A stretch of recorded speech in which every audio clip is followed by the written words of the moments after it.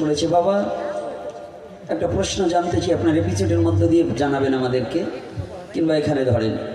কি প্রশ্ন বলছে?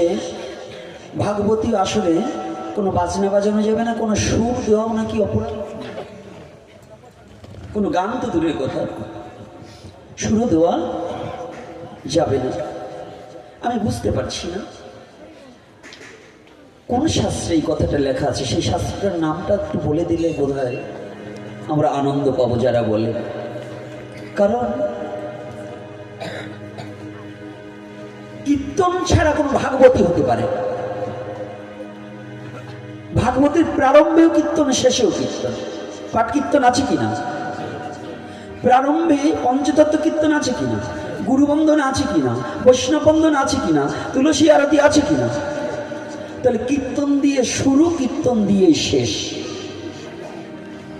যদি এটা না হতো, আমাদের পরম পূজ্যপাদ প্রাতঃস্মরণী, যিনি ব্রজমণ্ডলের সকলেরই প্রায় পূজনীয় জন, 178 বিনোদ বিহারী বাবাজি মহারাজ, তিনি দেখবেন কিছু সময় পর পর তার যে হারমোনিটা আছে, এই হারমোনিটা সাধারণ কোনো ব্যক্তির হাতে তিনি বাজাতেও দেন না। ও হারমোনিটার দামও মনে হয় 2.5 লক্ষ থেকে 3 লক্ষ টাকা দাম আছে। তার যে হারমোনিটাকে বাজাচ্ছে, তিনি কত মধুর করে কীর্তন করে, আবার একটু ভক্তদের কথা বলে, আবার একটা কীর্তন করে, একটু নাম করে।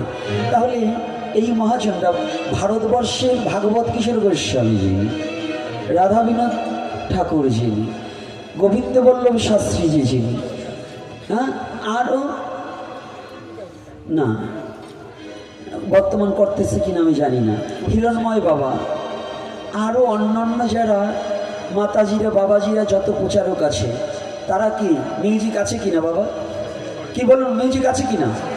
আচ্ছা, তারা কীর্তন করে কিনা? তা আমি বুঝতে পারি না। আমি পারি না এটা আলাদা কথা, কিন্তু একজনকে তো বলতে পারি না এটা করা যাবে না। এটা বলা মানে কি? হিংসা করা হয়। তবে আমাদের হিংসার ধর্ম প্রচার করা সনাতন ধর্ম নয়।